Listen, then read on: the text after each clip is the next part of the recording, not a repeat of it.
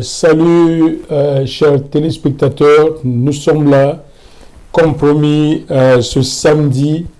Nous avons promis de venir chez vous avec cette émission. J'ai promis, en tout cas, que ça sera un débat en tête-à-tête entre le pasteur Alex Kialoué, qui est à mes côtés, que vous voyez là, en chair et en os.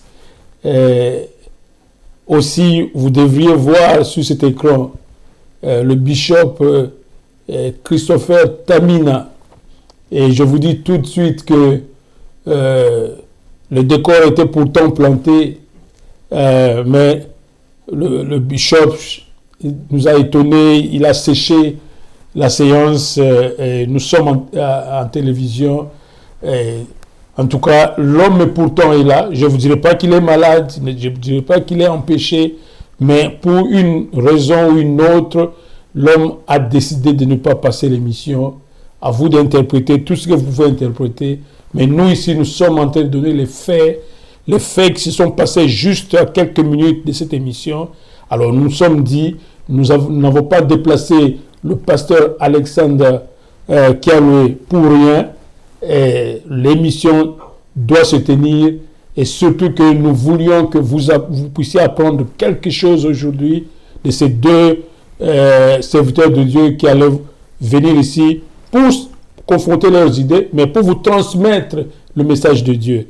En tout cas, je vous salue, pasteur Alex. En tout cas, bonsoir à vous, pasteur.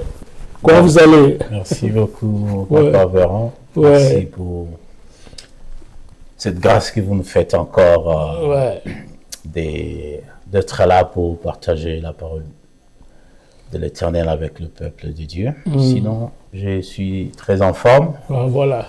Un tout petit peu déçu. On peut le voir. Ah, ouais. Un peu déçu. Ouais, tout à fait. Ah, voilà. Vous vous attendez donc à cette tête-à-tête là. Tout à fait. Pour faire éclore la vérité devant le peuple de Dieu. C'est très important. Oui. C'est très important. Ouais. Vous savez, Papa Véran, de nos jours, le grand problème de l'Église, c'est pas vraiment le péché. Parce que tout chrétien aujourd'hui, c'est le péché. Tout à fait. Le grand problème aujourd'hui de l'Église, c'est le problème de faux enseignements. Faux enseignements. C'est le grand problème. Voilà. Mais nous bénissons quand même le Seigneur parce que de nos jours, le chrétien ou les enfants de Dieu ne sont plus dupes. Donc, nous ne pouvons plus venir comme ça, commencer à leur enseigner des choses. Ils savent maintenant, aujourd'hui, ils peuvent maintenant faire des recherches. Des recherches aussi. Ils peuvent maintenant, voilà, avec l'évolution de la technologie, d'un bon nombre de choses. Aujourd'hui, les chrétiens peuvent maintenant aussi sonder les Écritures. Sonder les Écritures. Que ce qui leur est enseigné est vraiment basé sur la parole. Sur la parole du Seigneur. Donc, un peu déçu parce que j'aurais souhaité à ce que j'ai entendu le bishop faire, il a avancé autant d'arguments et tout ça. Tout à fait. J'aurais voulu à ce qu'on se retrouve sur le plateau pour que, puisque nous tous nous croyons à la parole de Dieu, tout à fait, pour que chacun de nous avance ses arguments en se basant et en démontrant réellement si ce que chacun de nous déclare est conforme à la parole de Dieu, avec la Bible à l'appui, bien sûr. Mais malheureusement, il a désisté. Peut-être, je sais que Papa Véron ne le dit pas, la raison est simple, il a compris que j'avais un niveau qui n'était pas son niveau, mon niveau était un peu tout bas. Donc, il n'a pas voulu se ramener à mon niveau pour discuter avec moi. La raison qu'il n'a pas pu faire avec moi ce débat, parce qu'il dit que son niveau académique est un peu plus élevé que le mien. Voilà pourquoi il n'a pas voulu faire ces débats avec moi. Bon, voilà, c'est un peu ça. Et c'est ça la vérité. Peut-être que, on verra dans les jours à venir, il changera d'avis. Vous serez tête à tête un jour. Bon, mais pour aujourd'hui, je dirais que le bishop a déclaré forfait. Et ça, c'est pas mauvais. Parce qu'il était là, il était avec nous en studio, mais il a refusé de se présenter pour une raison ou une autre. Voilà, on ne s'attarde pas trop à cela. Nous voulons maintenant que vous puissiez annoncer un peu les couleurs Bishop vous a précédé juste avant le week-end ici avec une émission où il a parlé de la Trinité. Il s'est étendu sur le concile de Nicée, ce grand concile qui a mis de l'ordre dans l'Église, qui aurait mis de l'ordre dans l'Église face aux doctrines qui venaient de la civilisation grecque, qu'on dit hellénique. Tous ces courants d'idées qui se sont introduits dans l'Église. Et Bishop, je crois, à juste titre, il disait que l'Église était infectée à l'époque et que il fallait faire quelque chose. Et d'où l'empereur Constantin a décidé de convoquer tous les évêques de l'époque, de se mettre autour d'une table et de décider ce qui est supposé être la doctrine de l'Église aujourd'hui. Et qu'est-ce que vous en dites d'abord, révérend pasteur Alex? Bon, merci beaucoup, Papa Véron. Ouais. Merci. Effectivement, j'ai à suivre aussi le Bishop. Ouais. J'ai suivi un peu son exposé, parler de ses conciles de Nicée et tout ça. Bon, personnellement, je ne voudrais pas me lancer trop sur ces terrains. Pourquoi? Parce que c'est... On dit que c'est la doctrine aujourd'hui à l'Église. Non, bah, il nous présente ce credo comme étant le credo, je ne sais pas, du christianisme ou comment, mais c'est juste un credo humain ou religieux, pour ne pas dire théologien. C'est pas un credo divin. C'est les décisions prises dans ces conciles de Nicée, c'est pas la Bible. Mais lui, il dit c'était les pères de l'Église qui ont siégé dans ce forum. Bon, déjà, je ne sais pas... Il dit donc que c'était proche des apôtres de Jésus-Christ. Je ne sais pas si vous aussi, dans vos recherches, certainement, vous avez trouvé qu'il y avait à redire là-dedans.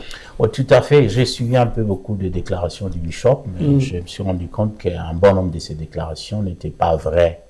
Okay. Déjà, quand il parle que le participant à la concile de Nicée, c'était la 3e génération, après les disciples de Jésus et autres, comme il a dit, ce qui n'est pas vrai.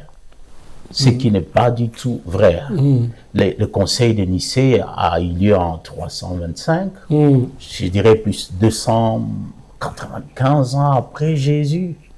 Dans la génération de ceux qui ont participé. Tout était mort. Voilà, personne ne pouvait être plus vivant. Ce n'était même pas la 3e génération, même pas la 10e génération. Alors quand il affirme que c'était des disciples des apôtres, je ne pense pas qu'il pourra prouver ou démontrer ces affirmations-là. Un peu l'histoire est disponible à tout le monde aujourd'hui. Donc c'était justement pour donner la crédibilité au concile de Nicée. Tout à fait. Parce que le Bishop insistait sur le père de l'Église, Donc ceux qui ont siégé, on n'avait rien de père de l'Église, c'était des bishops de l'époque. Tout à fait, c'était des représentants des différents mouvements religieux qui ont été convoqués. Et puis c'était écuménique. Tout à fait. C'est parce qu'on a invité tout le monde, toutes les tendances confondues. Ça n'a rien à voir avec la 3e génération des disciples de Jésus et autres. Alors il y a une autre affirmation que j'ai entendue, je ne sais pas si j'ai bien suivi ça. Le Bishop doit dit que, je ne sais pas s'il a dit qu'Ignace d'Antioche était parmi les participants de ces conciles de Nicée. Ça vous n'en pouvez pas. Ignace, il est mort depuis très longtemps. Il n'a pas participé à ce concile de Nicée. Ça, c'est d'abord... Mais d'où est-ce que Bishop a tiré tout ça? Je ne sais pas. Oui, il a appelé il est parmi les pères de l'Église. Ça, c'est tout à fait normal. Je lui concède ça. Parce qu'il est... il est fils de l'un des disciples de Christ, entre autres gens. Ignace d'Antioche, bien sûr. Mais il a parlé aussi de Thomas d'Aquin comme étant le père de... L'un des pères de ça, ce n'est pas vrai. Thomas d'Aquin, c'est un philosophe d'ailleurs. Un philosophe? Bien sûr, Thomas d'Aquin n'a jamais été père de l'Église de près ni de loin. Et il n'a jamais participé à à ces conciles de Nicée. S'il peut le démontrer, voilà, ce sera une très bonne chose. Je crois que, voilà. Il y a une autre affirmation que je suivis, effectivement, dans son exposé du bishop. Il a... Bon, je ne vais pas entrer dans les considérations. Oui, c'est pour remettre en place, parce que nous sommes un média, nous voulons que tout ce qui a été dit faux, s'il y a moyen de rectifier et de dire la bonne chose, parce que nous voulons que les enfants de Dieu reçoivent la bonne parole. S'il y a eu de fausseté, il faut le rectifier. Tout à fait, tout à fait. Il a parlé de mon ecclésia ou ecclésiaste. Ecclésiaste. Il a dit qu'ecclésiaste en hébreu voulait dire philosophe. Je trouve que ça, c'est très grave de déclarer ça. Aussi. Ecclésiaste en hébreu ne veut pas dire philosophe.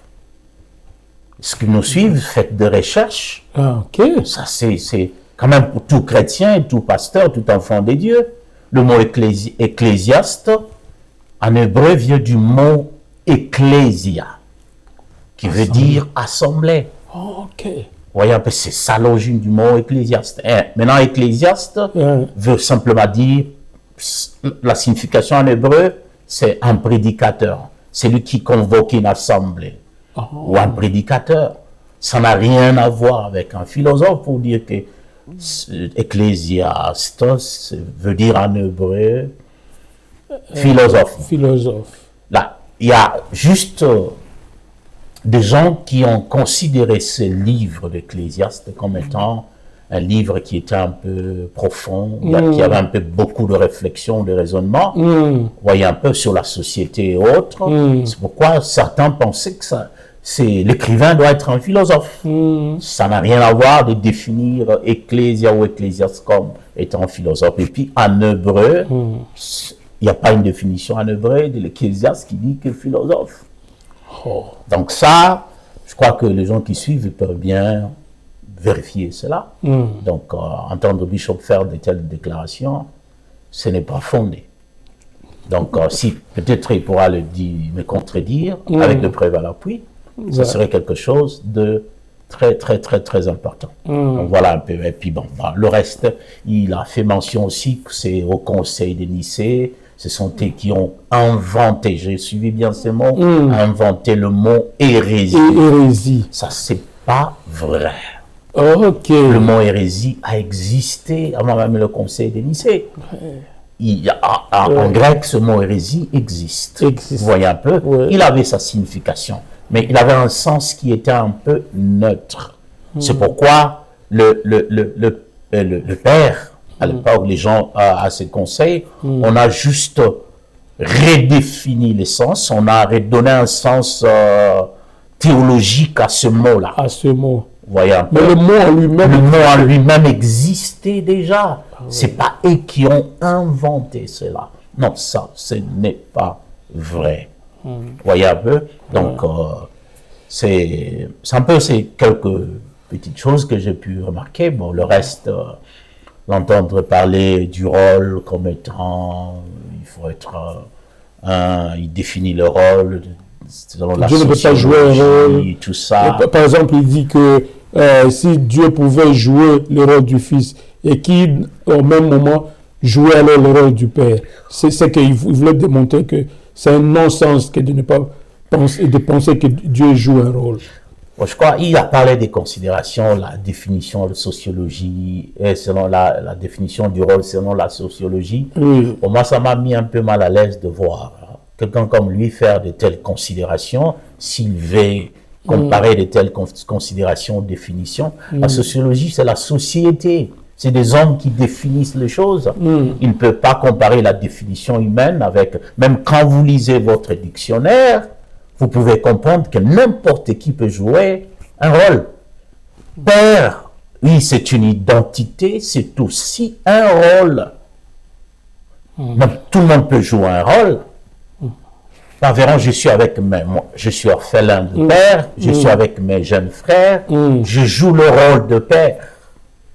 Voilà. vis-à-vis de mes jeunes frères. Je ne suis pas leur papa biologique, mais je joue le rôle de père.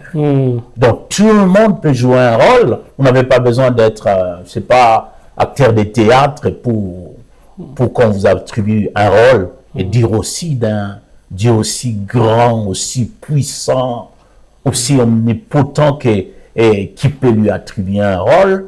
C'est un peu compliqué de réfléchir de la sorte. Vous voyez un peu, Dieu n'a pas besoin qu'on lui attribue un rôle pour qu'il joue. Il joue un rôle tout le jour dans notre vie. Et même quand vous lisez la Bible, Dieu joue le rôle d'un père.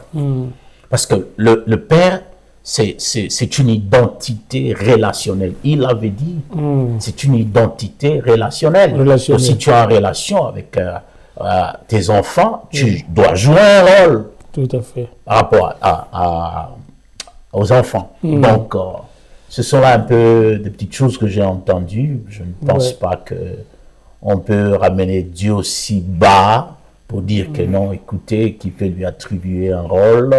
Voilà, quand il jouait le rôle de père, bon voilà, le fils était où, ou bien quand il jouait le rôle de fils, je ne vais pas entrer dans de telles considérations. Oui, mais dans l'entretemps, l'homme est resté, parce qu'il serait ici, c'est ça l'objet de l'émission, nous faisons l'émission sans lui, pas parce que nous ne l'avions pas voulu, c'est parce que lui-même, il s'est décidé de ne pas être ici. D'autre part, il parle de la notion de la personne.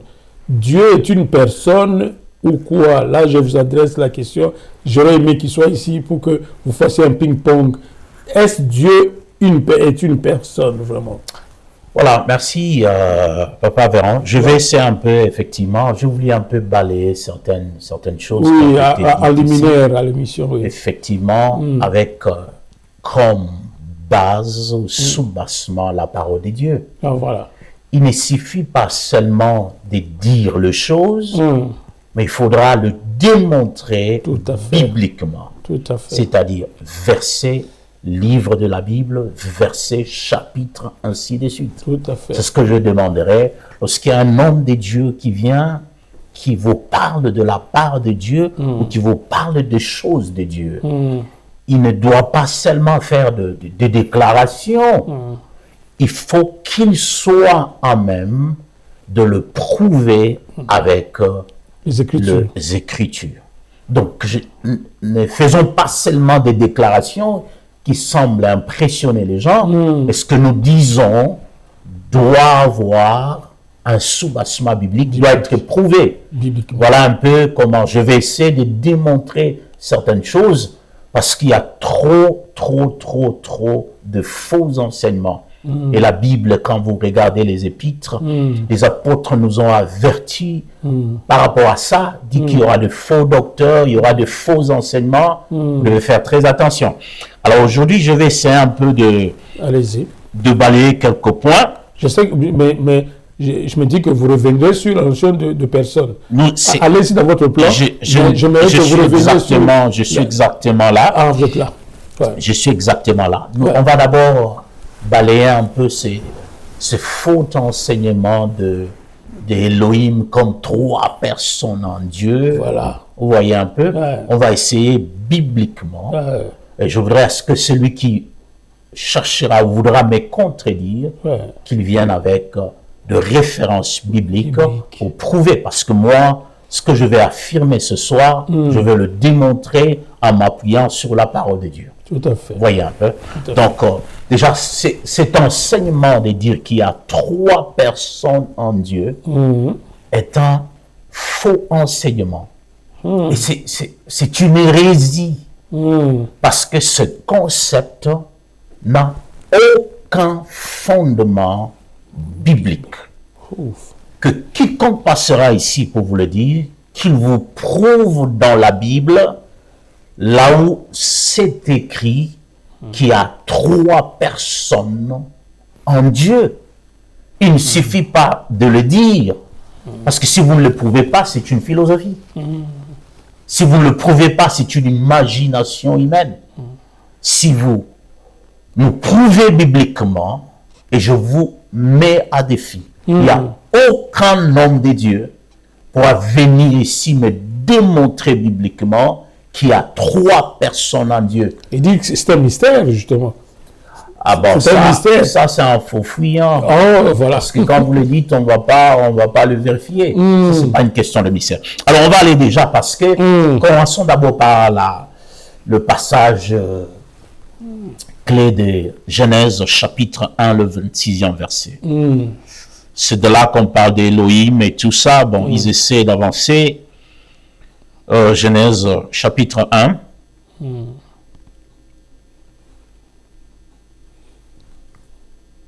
Le 26e verset. Voilà.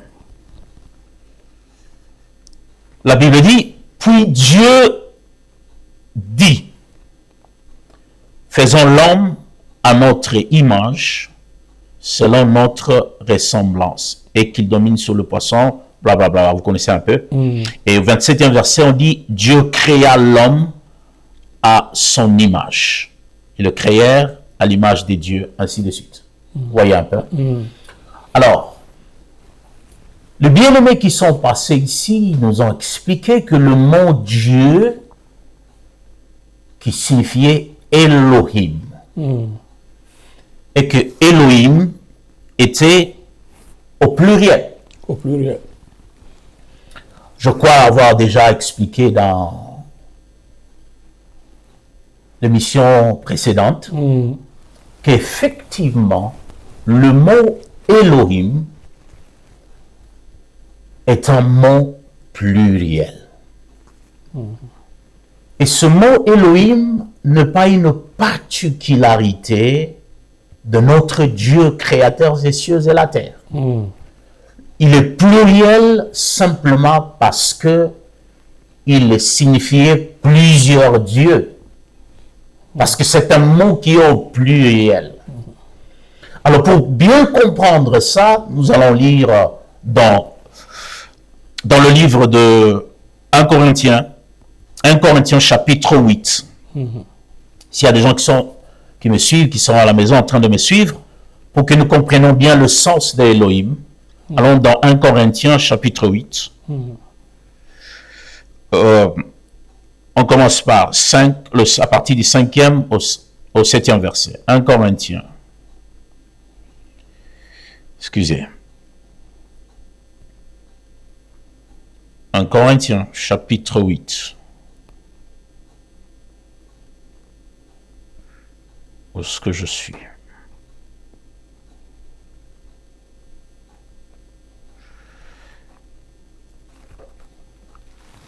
Maintenant, c'est l'apôtre Paul qui est en train de parler.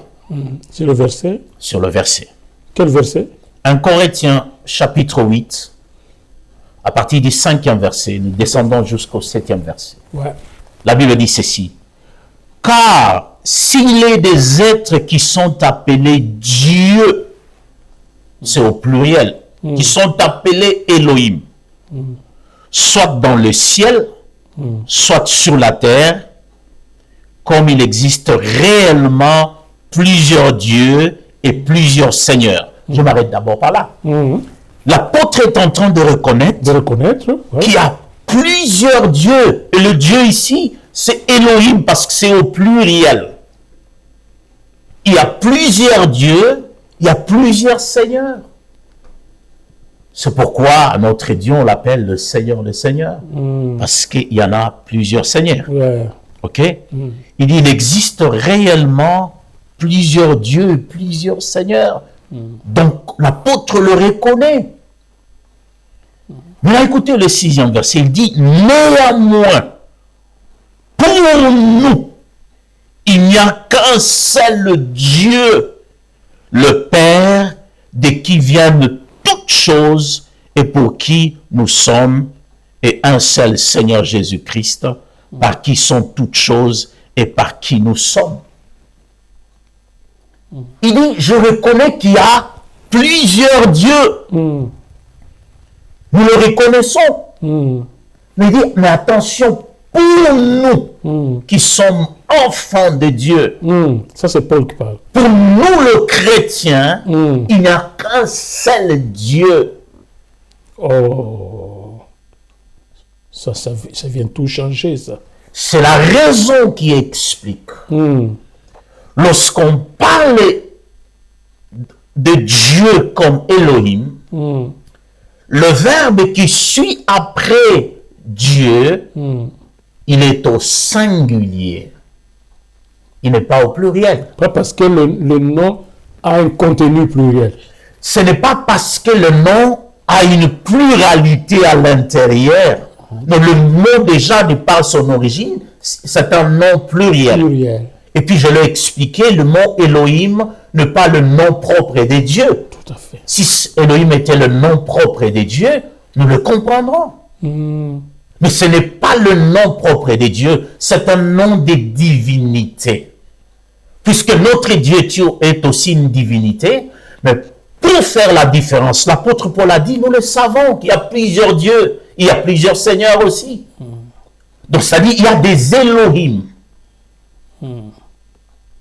Mais pour nous, qui sommes enfants de Dieu, pour nous les chrétiens, il n'y a qu'un seul Dieu, un seul Père, un seul Seigneur Jésus-Christ. Donc, il ne s'agit pas d'Elohim pluriel, parce qu'il y a une pluralité de personnes qui forment Elohim. Non. Ce concept ou cette vision de choses n'est pas biblique. La Bible n'a pas dit ça. Mais où est-ce que vous mettez Saint-Esprit et le Fils qui composerait Elohim? Où est-ce que vous le mettez? Voilà. Nous allons maintenant comprendre ça très bien de ce que Dieu lui-même dit. Ok?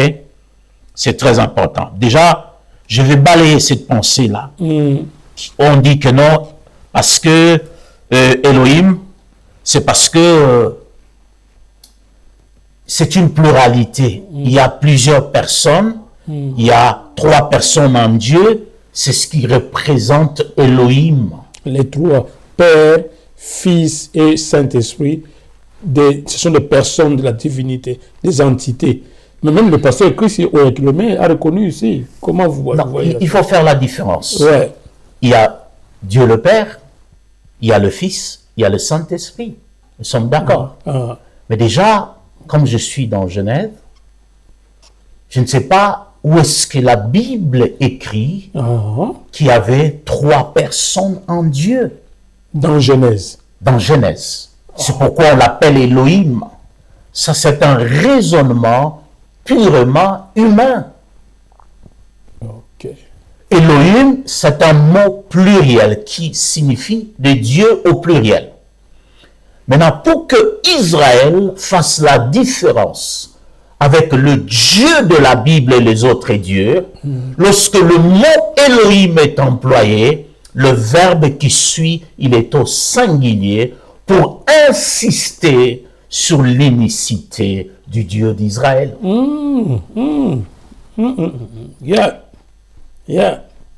Alors, dire que Elohim, c'est parce que il y avait Dieu le Père, il y avait 3 autres personnalités qui forment Elohim. Quelle est la différence avec le Dieu païen? Le Dieu païen est au pluriel avec le verbe au singulier, et au pluriel aussi. Mais maintenant que le Dieu d'Israël, on le veut unique, parce que le peuple d'Israël a proclamé que leur Dieu est unique. Mais comment on peut encore même parler c'est pour long, comme vous l'avez dit. Le mot reste Elohim au pluriel, mais on met le verbe au singulier. Le raisonnement est simple et logique. On peut dire que le nôtre est unique, non? C'était juste pour insister tout à fait sur le fait que notre Dieu est unique. Okay. Voilà pourquoi le verbe qui suit, il est au singulier. Vous voyez un peu, papa? Oui. Je vais vous montrer. Maintenant, dire qu'il y avait 3 personnes qui étaient avec Dieu pour constituer cette trinité-là. Cette trinité, ce Dieu pluriel. Cette pensée n'est pas biblique. Voilà, allons dans la parole de Dieu. Cette pensée n'est pas biblique. N'est pas biblique. Allez-y. Nous allons dans Deutéronome chapitre 32. Oui. Pour comprendre, Dieu était avec qui alors quand il créait? Parce qu'ils disent que quand Dieu créait, il y avait d'autres, il y avait... Le Fils était déjà là. Voilà. Et l'Esprit qui mouvait sur les autres. Ils étaient ensemble avec lui. C'est pourquoi on parle d'Élohim d'après ce qu'il dit. Tout à fait. Et cette pensée ou logique n'est pas biblique. Oh, allez-y. Il n'y a pas 3 personnes en Dieu. Allons dans Deutéronome. Oh. Chapitre 32. Deutéronome 32.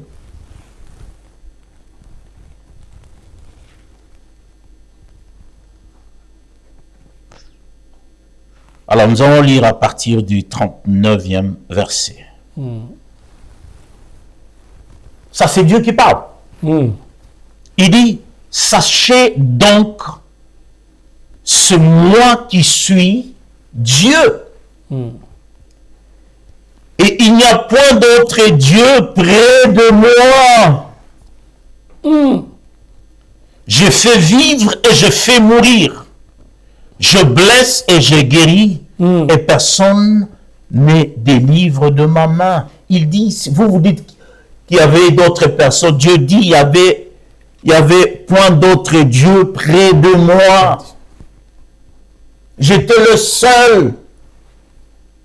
Il n'a jamais dit que je suis accompagné. Il dit, il n'y a pas d'autre Dieu près de moi. Il n'y en a pas. Ça, c'est lui-même qui parle. C'est Dieu qui parle.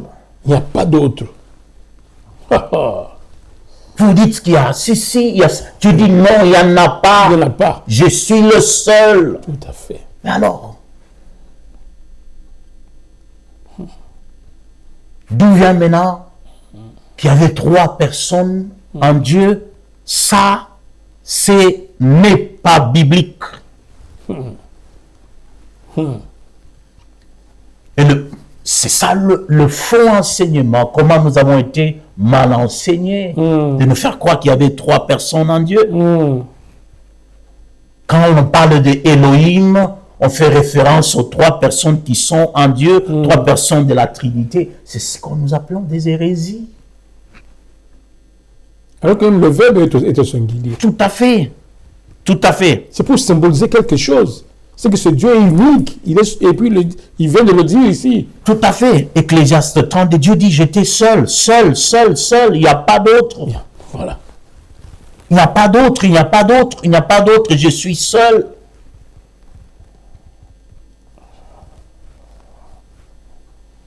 Ça, c'est très important. Déjà, c'est déjà ça. On exclut d'abord cette première hérésie. Que Dieu parlait aux 3 personnes qui étaient en lui. Quand il disait, créons l'homme à notre image. Dieu dit, il n'y a pas d'autre Dieu près de moi. Je suis seul. Et comment vous expliquez le pluriel là?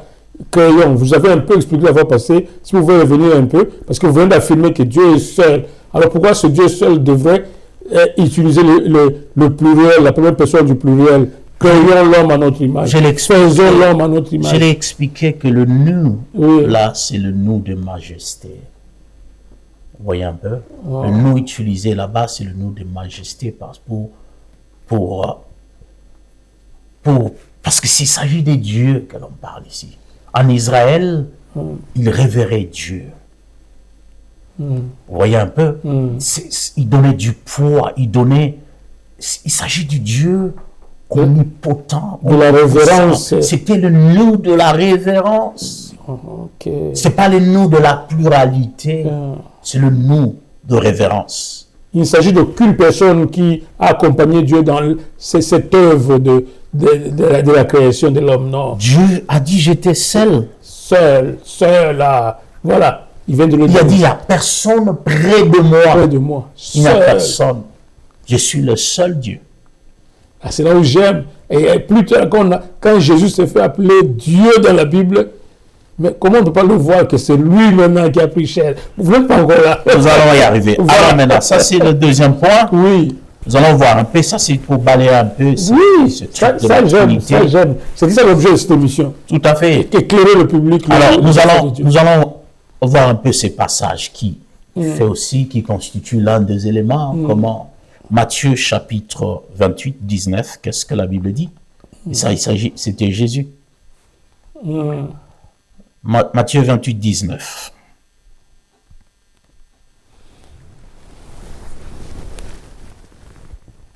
On va lire la parole du Seigneur.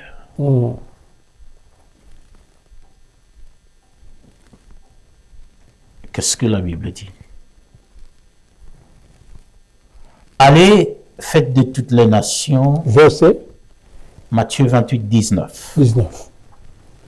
Allez, faites de toutes les nations des disciples, les baptisant au nom du Père, du Fils et du Saint-Esprit.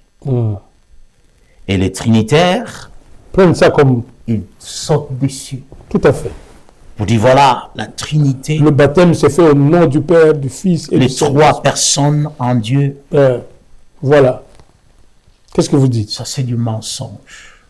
Mais la Bible le dit. Nous allons voir ça. Voilà. On y va lentement. Voilà. Jésus a dit, allez, baptisez-les au nom du Père, du Fils et du Saint-Esprit. Et lorsque vous lisez les Écritures, vous allez voir dans tout, nulle part où les apôtres ont baptisé quelqu'un au nom du Père, du Fils et du Saint-Esprit. Ils ont contredit Jésus. Ils ont baptisé. Nous allons voir, nous y arriverons. Allons d'abord. Cette contradiction, je suis pressé de voir ça. Allons d'abord. Oui. Ils ont parlé, ils ont dit que les trois personnes, on a cité le Père, le Fils et le Saint-Esprit, n'est-ce pas? Oui. Il dit, voilà les trois personnes qui constituent les trois personnes de la Trinité. Allons voir d'abord qui est le Père. C'est la première des choses. Qui est le Père. Nous savons tous que le Père, c'est le Créateur. Tout à fait. Le Dieu créateur de toutes choses, n'est-ce pas? Nous tous les savons. Père, c'est le Créateur. Par qui tout a été créé.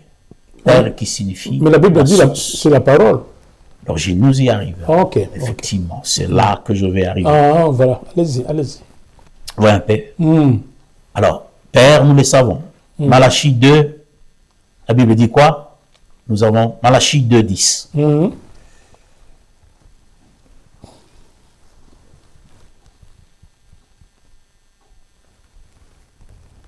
Malachie 2, 10. La Bible dit quoi? N'avons-nous pas tous un seul Père? Un seul. N'est-ce pas un seul Dieu qui nous a créés? Qui nous a créés? Je réponds. Malachie 2, 10. La Bible dit quoi? N'avons-nous pas tous un seul Père? N'est-ce pas un seul Dieu qui nous a créés? Donc, Père, c'est le créateur de toutes choses. Est-ce que vous êtes d'accord avec moi? C'est ce que la Bible dit. Un seul Père qui nous a tous créés. Ça, il n'y a pas à discuter. Amen. Amen. Maintenant, le Fils. Avant qu'on arrive sur le Fils, je vais d'abord parler de l'Esprit. Parce que je vais m'étendre un peu beaucoup sur le Fils. Sur le Fils. OK? Ouais. Alors, pour comprendre bien l'Esprit, c'est très simple. Pour comprendre le Saint-Esprit. Allez, baptiser-les au nom du Père. Nous avons dit que le Père, c'est le Créateur de toutes choses. Ça, c'est un. Deuxièmement, il y a le Fils. On va y arriver. Je vais d'abord sur le Saint-Esprit. La troisième, ils disent que le Saint-Esprit, c'est la troisième personne. Alors, pour bien comprendre ça, nous devons partager ce mot composé, Saint-Esprit. Nous avons Saint et puis Esprit. Esprit. Saint, c'est la caractéristique de Dieu. Dieu est saint. Et puis, Esprit, c'est la nature de Dieu. Parce que Dieu est esprit. Jean 4, 24 dit quoi? Lisons. Oh, Dieu est esprit. Saint-Esprit. Lisons Jean 4, 24. Allez-y, j'aime ça. Cet enseignement méticuleux ici que vous amenez là. Jean 4, 24, qu'est-ce que la Bible dit?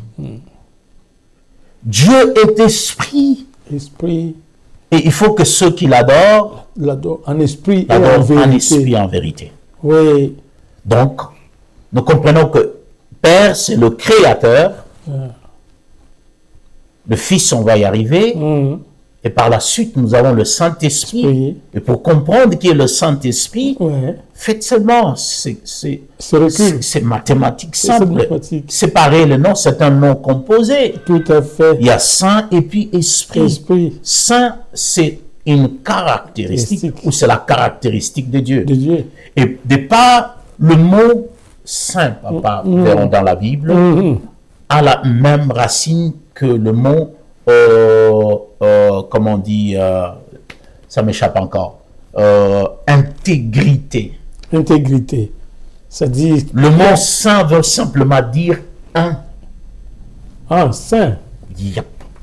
Oh! C'est la même racine avec l'intégrité ou un. Quand nous disons que Dieu est saint, nous voulons simplement dire Dieu est un. Il s'intègre. Oh, ça ne signifie pas sans péché. Non. On dit les saints, saint, you're saint. Voilà. Okay. Quand Dieu dit que soyez saints, c'est la même racine avec l'intégrité. Soyez saints. Quand on dit que soyez intègre, ça veut dire soyez en accord avec vous-même. Vous-même, oui. Quelqu'un qui n'est pas intègre, c'est-à-dire, il dit des choses qu'il ne fait pas. Mais quand on dit il faut être intègre, c'est-à-dire ce que vous dites et ce que vous faites, c'est pareil. Donc vous êtes un, vous n'êtes pas divisé. Vous faites ce que vous dites et vous dites ce que vous faites. Tout à fait. Vous êtes intègre. Et ce mot intègre a la même racine que saint, qui veut dire quand on dit Israël, votre Dieu est saint. C'est-à-dire il est un, il n'est pas divisé, il n'est pas partagé. Ça veut renforcer la connotation de Dieu. Vous comprenez un peu? Donc voilà pourquoi il est très important de comprendre ces choses. Alors, nous comprenons déjà par là que le Saint-Esprit n'est rien d'autre que le Père. Parce que la Bible nous dit dans Malachie 10 et Jean 4, 24, on dit que Dieu c'est qui? C'est l'Esprit. C'est l'Esprit. C'est l'Esprit. Pourquoi on veut en faire une autre personne à part? C'est pourquoi j'ai posé une fois la question ici. Il y avait Dieu qui est esprit, il y avait aussi notre esprit au ciel, qui est Saint-Esprit. J'ai la réponse aujourd'hui. Voyez un peu. Nulle part dans la Bible, dans l'histoire de la Bible, vous allez lire quelque part, on représente le Saint-Esprit comme une personne. Ah bon? Nulle part dans la Bible, que quelqu'un vienne me le prouver, où vous verrez, on représente le Saint-Esprit comme une personne, où on a appelé le Saint-Esprit une personne.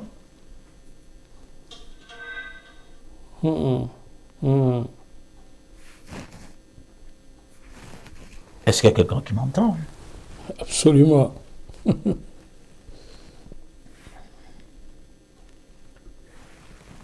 La Bible dit, le Père et le Fils sont un. Nous allons maintenant voir pour que nous puissions comprendre.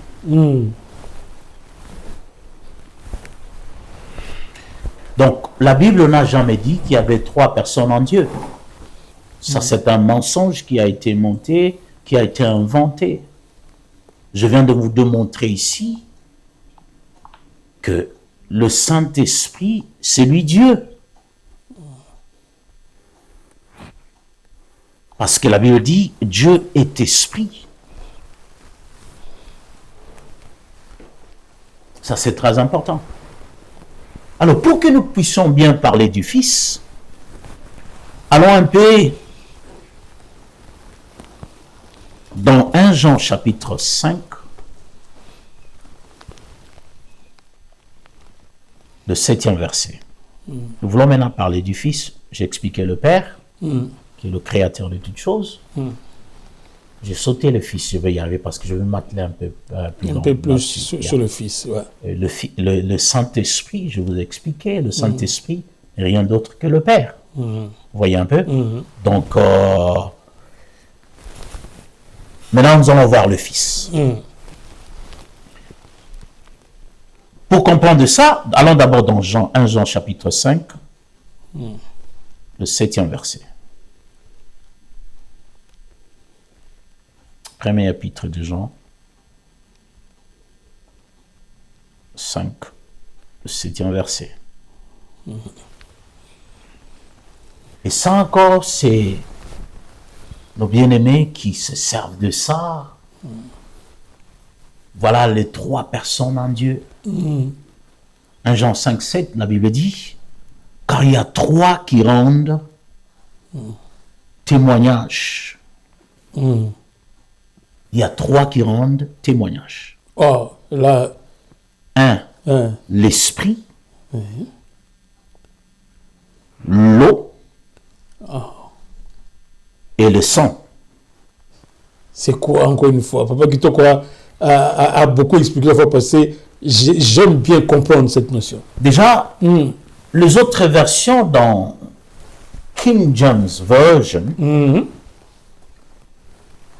avant, les trinitaires se servaient de ça pour soutenir leur thèse, de dire que voilà, c'est ça voilà, ça représente la Trinité. La preuve de la Trinité. La preuve de la Trinité. Dans la version King James, il est dit, les 3 qui rendent des témoignages, Père, la parole et le Saint-Esprit.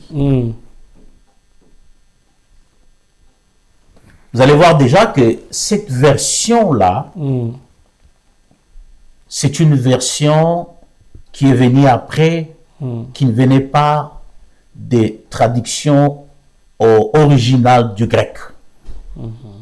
Ils ont essayé d'améliorer ça. Mais cependant, nous allons nous atteler sur ça. Nous allons voir un peu ces 3.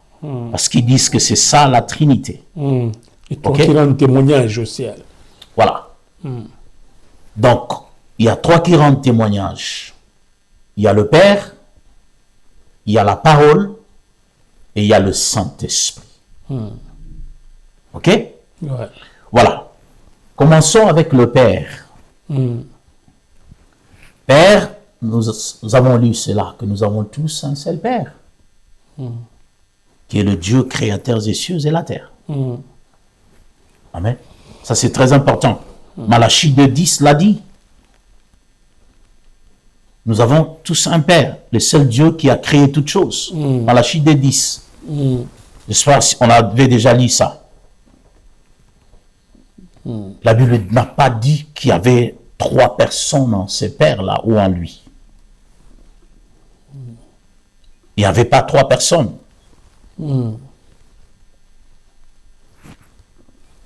Ça, c'est la première des choses. Alors, on va voir le Fils maintenant. OK? Il y a 3 qui rendent témoignage. Il y a Dieu le Père. Deuxièmement, on a dit la parole. La parole ici, Papa Véran, ils ont interprété ça comme étant le Fils. Je vais y arriver. Allez-y. Ici, la parole représente la puissance créatrice de Dieu. Là, c'est cette déclaration, cette puissance qui est libérée pour amener les choses à l'existence. On va comprendre ça. Allons d'abord dans... C'est toujours lui, Dieu. C'est sa puissance. Hébreux chapitre 11. Allez-y.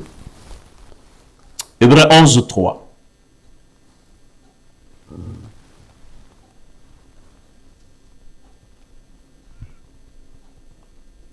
Hébreux 11, 3. La Bible dit, c'est par la foi que nous reconnaissons que le monde a été créé, a été formé par la parole de Dieu, en sorte que ce qu'on voit n'a pas été fait de choses visibles. C'est par la parole que nous reconnaissons que le monde a été formé par la parole de Dieu. Est-ce que vous comprenez ça? C'est par la foi que nous reconnaissons que le monde a été créé par la parole de Dieu.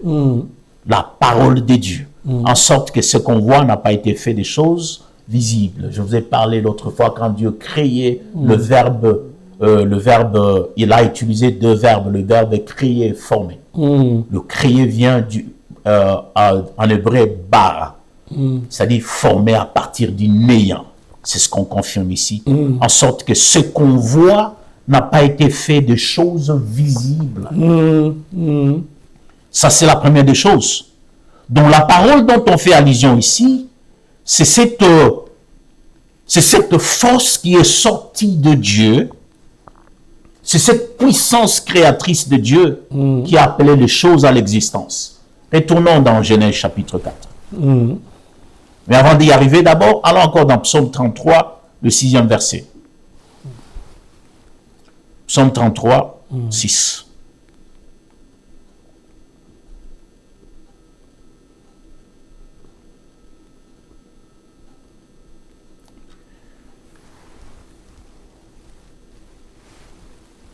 Psaume 33, le 6e verset. La Bible dit, les cieux ont été faits par la parole de l'Éternel et toute leur armée par le souffle de sa bouche. Que la lumière soit. Et la lumière, Dieu a proclamé, Dieu a prononcé et les choses. C'est ça la parole. C'est ça la parole ici, dont on fait allusion. Ce n'était pas un fils né au ciel. Je vais y arriver. Ce fils-là né au ciel à qui Dieu a laissé la tâche de tout créer maintenant. Je vais y arriver. Déjà, nous allons d'abord en fonction de la parole de Dieu. Tout à fait. Un peu. Ouais.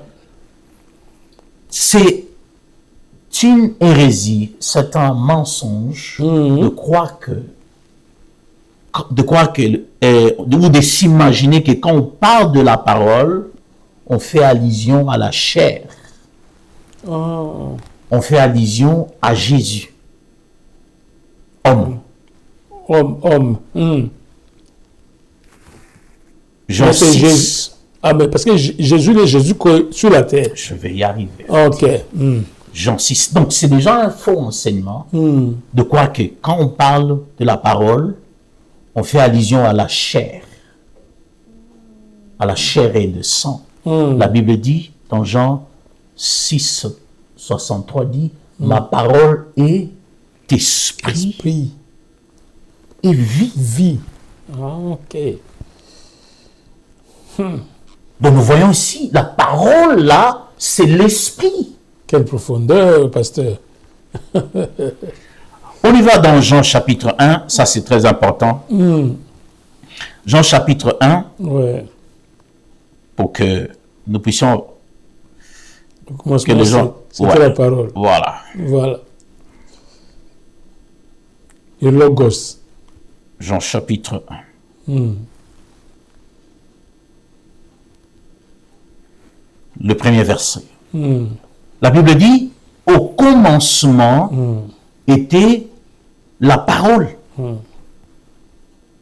allez voir que Jean a commencé, donc Jean était en train de se référer à Genèse, chapitre 1, le premier verset, au commencement Dieu créa. Et ici, il répond, au commencement était la parole. Au commencement, Dieu. Au commencement, la parole. Oh, ça j'aime. Oh, ouais. Donc, quand la Bible parle qu'au commencement était la parole, la Bible n'a pas dit quand est-ce que la parole a commencé à être. C'est bien elle qui a commencé toutes choses. Je ne sais pas si vous comprenez. Tout à fait. On se réfère à Genèse. C'est cette parole qui a commencé toutes choses. Et Dieu s'est servi de cette parole pour appeler à l'existence les choses qui n'existaient pas. Au commencement était la parole. Cette parole était avec Dieu. Voilà là où nos bien-aimés s'embrouillent encore. Quand on parle d'avec, ils se disent, ok, il y avait deux personnes. Deux personnes au moins. Ok? Et ça, c'est un mensonge. Parce que la Bible n'a jamais dit ça. Ok. Et quand on lit la parole de Dieu, on ne lit pas seulement une petite portion. Nous avons lu quand Dieu a dit, quand je crée, je n'ai personne avec moi. Deutéronome 32, 39. Ça, c'est vraiment, vous êtes venu un enseignant aujourd'hui. Un véritable enseignant. Deutéronome 32, 39. Merci, pasteur Alex. Qu'est-ce que la Bible dit? C'est Dieu qui parle. Sachez donc, c'est moi qui suis Dieu. Et il n'y a point de Dieu près de moi. Dieu insiste ici encore. C'est Dieu qui parle. My God. C'est la Bible, c'est pas mon invention. Ouais. Il dit, il n'y a point de Dieu près de moi. Voilà. La Bible ne dit pas qu'il y a de co-créateurs près de lui. La Bible ne dit pas qu'il y a 3 personnes près de lui. D'où vient cette pensée-là? Ouais. On nous le prouve. C'est très important.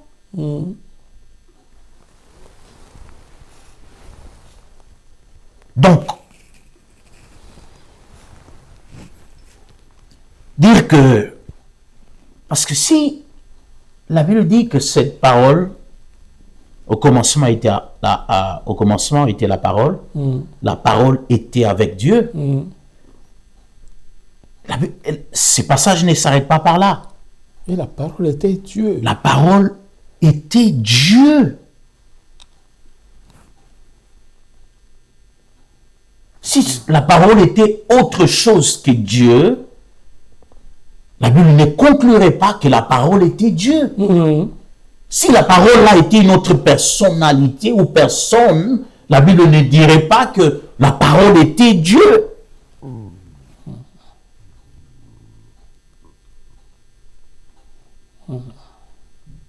Je ne sais pas. Je pense que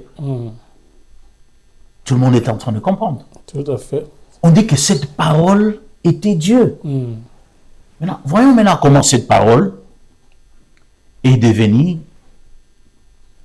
dans Jean 14.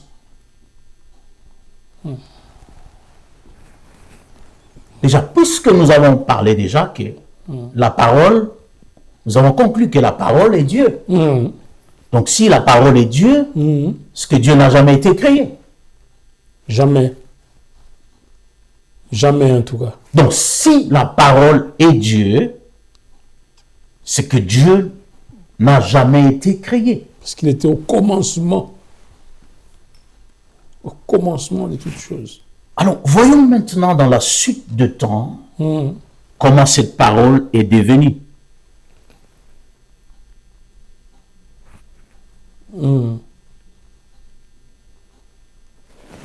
Puisque Dieu n'a jamais été créé, la chair a été créée, donc la chair, ce n'est pas la parole. Oui, c'est cette parole qui s'est fait chair. La parole qui se fait chair. Non, voyons maintenant ce qui se passe. Oui, ça c'est un grand enseignement, ça. Dans la suite de temps maintenant, on a dit que cette parole est devenue ou s'est faite chair. Chair. Ouais. Je vais trouver la référence. Ouais. Qu'est-ce que cela veut dire? Puisque la parole est Dieu, cette parole ne peut pas être créée. Non. La parole, nous concluons que la parole, c'est Dieu. C'est Dieu. Ce n'est pas cette parole qui s'est transformée en devenir chair. C'est là qu'il y a la petite nuance. Papa Gab. C'est pas la parole qui s'est transformée, qui est devenue chair. C'est quoi alors? Je suis en train d'arriver. Oui.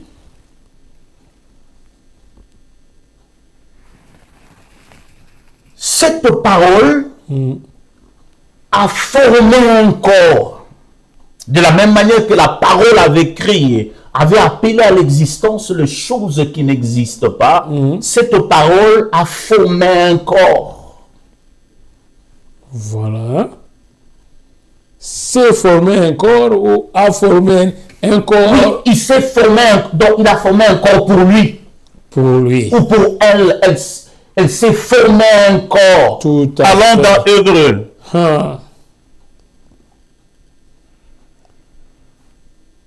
Allons dans Hébreu. Ouais. Je cherche la référence.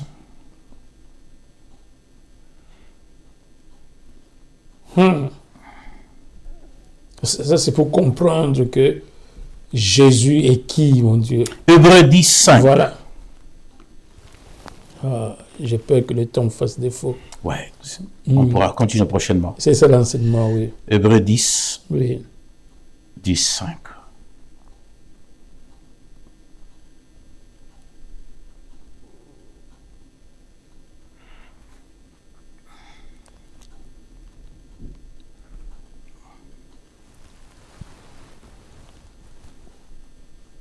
C'est pourquoi Christ, entrant dans le monde, dit, tu n'as voulu ni sacrifice ni offrande, mais tu m'as formé un corps. Tu m'as formé un corps. Oui. Alors qu'est-ce qui se passe? La parole a créé un corps. Et cette parole est entrée dans ce corps. Dans ce corps. Oh, quelle démonstration. Oui. Le corps formé, c'est ce que nous appelons le Fils. Sur la terre. Oh, le corps donc formé, oui. C'est celui qu'on appelle Fils. le Rédempteur. Oh. C'est celui qu'on appelle Jésus le Sauveur. Le Sauveur. Qui n'est rien d'autre que... Et c'est ici maintenant, oui, on réfute cette pensée de dire que c'est le Fils qui s'est incarné. Ah, l'humanité, la fameuse humanité de Jésus. C'est Dieu qui est la parole. Ah, ok. Il a habité maintenant dans le corps qu'il s'est formé. Qu'il s'est formé. Oh, ça j'aime cet enseignement. Et il a habité dans ce corps par son esprit. Oui, oui, oui, par son esprit. Parce que Dieu est esprit. Tout à fait, tout à fait. Ouais. Je ne sais pas si... C'est là où l'ange a dit à Marie, le Saint-Esprit qui parviendra à vous et vous conserverez sur l'ordre du Saint-Esprit, des choses comme ça. C'est le Saint-Esprit envoyé, c'est l'Esprit de Dieu, justement. C'est un esprit à part. Habite en nous. Oui. Par son esprit. Par son esprit. Il est en nous par son esprit. C'est pour ça, Jésus, quand il disait, l'Éternel m'a envoyé avec son esprit. Avec son esprit. Ah, parce qu'il a habité en lui. En lui. C'est là qu'on parle de l'incarnation. C'est-à-dire Dieu dans le Fils. Dans le corps. Le Fils, c'est le corps formé, créé, qui est né. Ouh, voilà, c'est ce mystère qui est en train d'être expliqué. Ça, j'aime. Le Fils, c'est le corps. Waouh. J'ai entendu une question la fois dernière. Je crois que c'est le bishop qui avait posé. Si Jésus était Dieu, pourquoi il priait son Père? Si c'était lui le Père, si c'était lui un avec son Père, pourquoi il priait son Père? Ça, c'est pas comprendre le mystère. À la rédemption. Je vais l'expliquer. au baptême, la voix qui est descendue, qui peut attester. Il faut comprendre la dimension de la prière. Ah, ok. Pour comprendre la dimension de la prière, il faut comprendre le rôle de chaque de différentes fonctions ou manifestations de Dieu. Nous commençons avec le Père. Le rôle du Père, c'est d'être prié. Voilà pourquoi, lorsque Jésus est venu, enseignant d'Ispé, lorsque vous priez, dites notre Père qui est aux cieux. Nous ne prions pas Jésus. Ok. Nous ne prions pas le Fils. Ok. Nous prions le Père parce que le rôle du Père, c'est d'être prié. C'est même son rôle. Ouais. Maintenant, le rôle du Fils, c'est quoi? Le rôle du Fils, c'est de ne pas être prié. Oh. Le rôle du Fils, c'est par qui il faut prier. C'est pourquoi nous prions au nom de Jésus. Au nom de Jésus, au Père. Au Père. Parce qu'on prie le Père. Mais on passe par Jésus pour prier le Père. Pour prier le Père. Oh, quel c'est pourquoi Jésus disait, nul ne va au Père. Que par moi. Je suis le chemin qui mène vers le Père. Oh, oui. Tout ce que vous demanderez au Père en mon nom. Parce que mon rôle, c'est de prier par moi. Je ne suis pas celui qu'on doit prier. Et quand Jésus, l'homme, est venu sur la terre, c'était pour nous introduire dans cette dimension. C'est pourquoi il pouvait prier le Père. Pour nous dire que son rôle, ce n'est pas d'être prié. On ne prie pas le Fils. Sa prière n'est pas adressée au Fils. La prière est adressée au Père. Par le Fils. Le Fils. Le rôle maintenant de l'Esprit, c'est quoi? Le rôle de l'Esprit, c'est de prier avec nous. De prier avec nous. C'est de nous aider. Ah, de nous aider. Il vous instruira à toutes choses. C'est pourquoi l'apôtre disait parfois, nous ne savons pas prier. Mais le Saint-Esprit nous aide. Nous aide.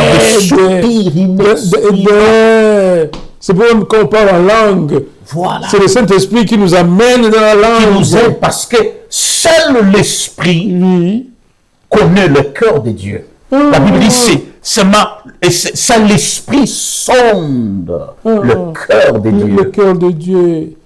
Parce que nous, humains, on ne peut pas entrer dans cette dimension. Alors le Saint-Esprit nous aide par le parler en langue de nous connecter à Dieu. C'est pour dire la prière en langue est une prière importante. Voilà. Ok. Pas seulement en langue, mais prier par l'Esprit. Poussé par l'Esprit. Poussé par l'Esprit. L'Esprit nous aide. Ouais. Nous prions au travers de Jésus et nous prions le Père. Pas de confusion possible. Qui est le Père, qui est le Fils. Ça, c'est du tralala. On fait patauger les gens. On ne sait pas qui est le Père, qui est le Fils. Alors, on va expliquer ça comme ça. Oui. En tout cas, vous avez une dizaine de minutes.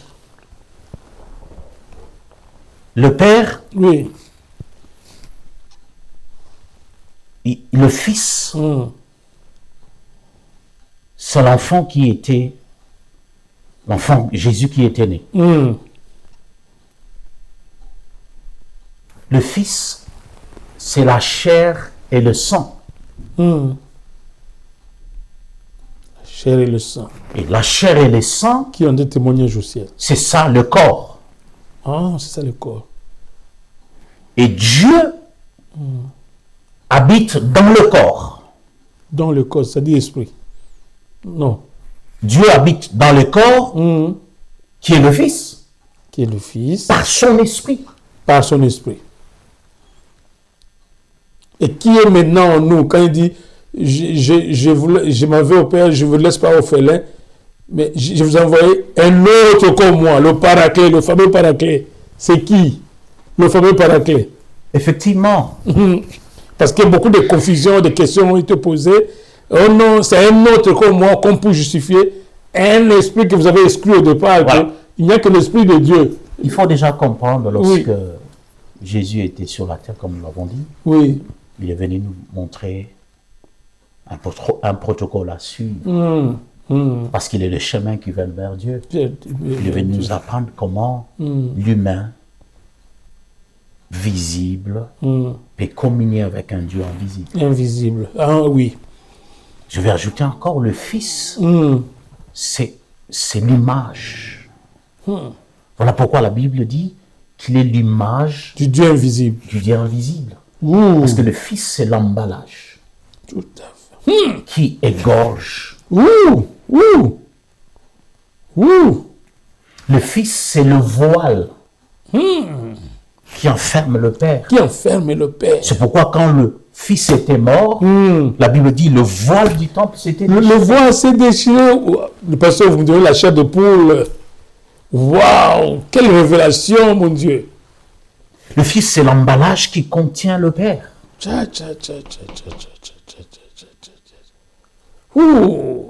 Voilà des choses qui donnent même la foi. C'est clair. Il n'y a pas de mystère ici. Alors, il n'y a pas de mystère. Quand Jésus priait, oui. Jésus, c'est le Fils. Oui. Oui. Jésus, c'est cette chair, c'est la chair et le sang. Et le sang. Jésus, c'est ces corps-là. Quand il est arrivé à la fin de la mission, il dit, je vais partir. Voilà. Mais je ne vous laisse pas orphelin. Vous n'allez pas rester orphelin. Je vais vous envoyer un autre esprit. Un autre esprit. Donc différent de lui. Parce que lui, c'était le corps. Ah, parce que lui était le corps, encore, il n'était pas encore parti. Le corps est différent de l'esprit. Il promettait qu'un autre viendra comme moi. Le corps, c'est pas le corps qui entrerait en nous.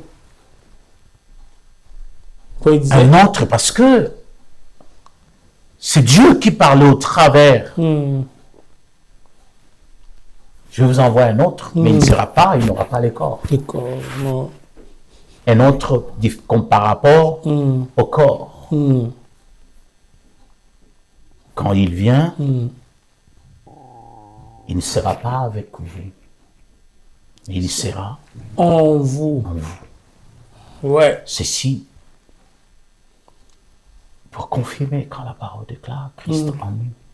L'espérance de la gloire Dieu habite en nous au travers son esprit. Son esprit. Oh, voici comment le mystère du salut a été démontré ce soir. Oh, merci, Pasteur Alex. Oh, aussi simplement. On va essayer de s'arrêter par là. Oh, aussi simplement, je vois votre... Je voulais vous accorder 2 ou 3 minutes, mais je voudrais encore vous accorder parce que vous avez fait une très grande démonstration, mais j'aimerais que vous puissiez conclure votre émission.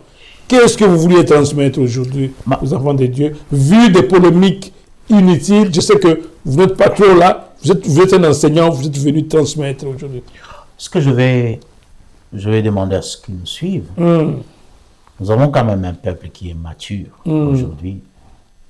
Quand ils écoutent aujourd'hui les serviteurs de Dieu, ils mettent des sentiments de côté. Ils écoutent, j'ai essayé de démontrer toutes mes allégations en me soutenant, en ayant comme soubassement la parole de Dieu. La parole de Dieu. J'ai démontré le Père, j'ai démontré le Fils, tout et le Saint-Esprit. J'ai démontré que le Père, le Fils, c'était... Il n'y avait pas 3 personnes. Il n'y a qu'un seul Dieu. J'ai démontré par la parole de Dieu que Dieu n'a personne à côté de lui. La notion de 3 personnes en Dieu n'est pas biblique. N'est pas biblique. J'aimerais que s'il y a quelqu'un qui peut avancer cette notion, qu'il démontre bibliquement, là où c'est écrit, qu'en Dieu, il y a 3 personnes. J'ai expliqué que le Fils, il n'est pas venu du ciel. Il a été créé. Dieu s'est formé un corps et Dieu a habité l'incarnation, non du Fils, l'incarnation du Père. Les 3 rendent témoignage. le Père et le Père. On est qui? Le Père. La parole c'est le Père. L'Esprit c'est le Père. Je vais vous expliquer ça. Et je n'ai pas eu le temps de vous montrer les différentes manifestations de Dieu. Je peux peut-être conclure avec ça. Je vous donne une référence biblique pour que vous puissiez comprendre ça. Donc, allons dans 1 Corinthiens 12, 6. Voilà pourquoi nous parlons des différentes fonctions de Dieu, les différentes manifestations de Dieu. 1 Corinthiens 12, 6. Ce n'est pas des personnes. Dieu se manifeste comme Père, il se manifeste comme Fils, il se manifeste comme le Saint-Esprit.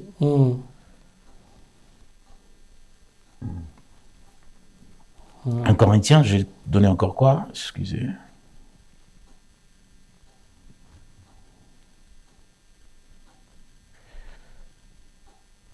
« 1 Corinthiens 12, 6.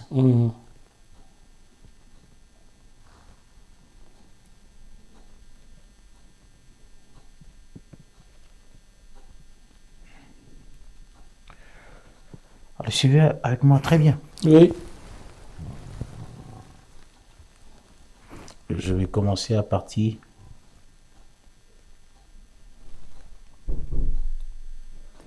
Voilà.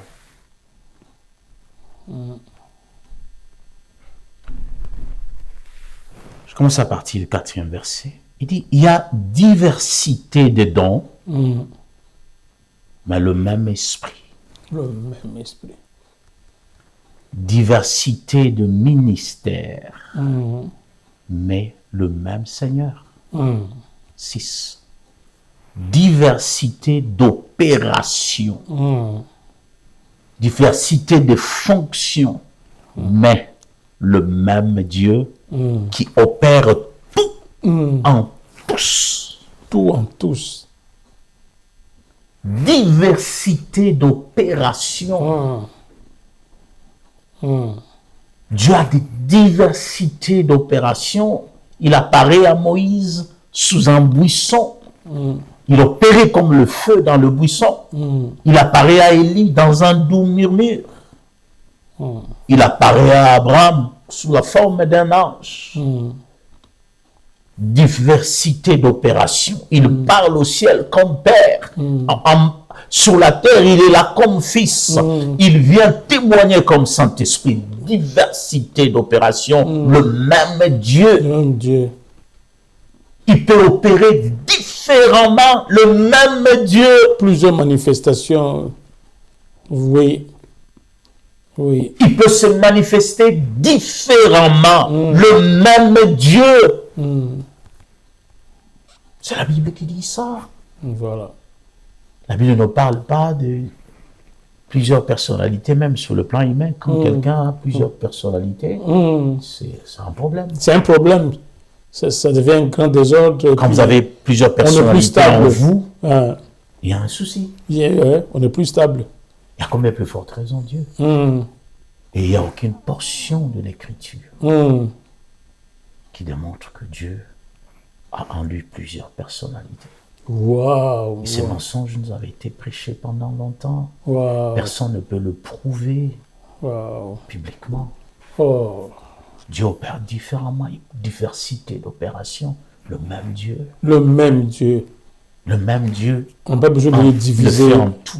Qu'il soit en tous. Le même Dieu dans le Fils, le même Dieu dans le Saint-Esprit. Le même Dieu en toi. Tout à fait. Le même Dieu. Tout à fait. Donc voilà. Que le Seigneur vous bénisse beaucoup. Merci. Merci, Papa Véran. Merci. On pourra s'arrêter par là pour ce soir. On va peut-être entrer dans ce cantique avant de finir.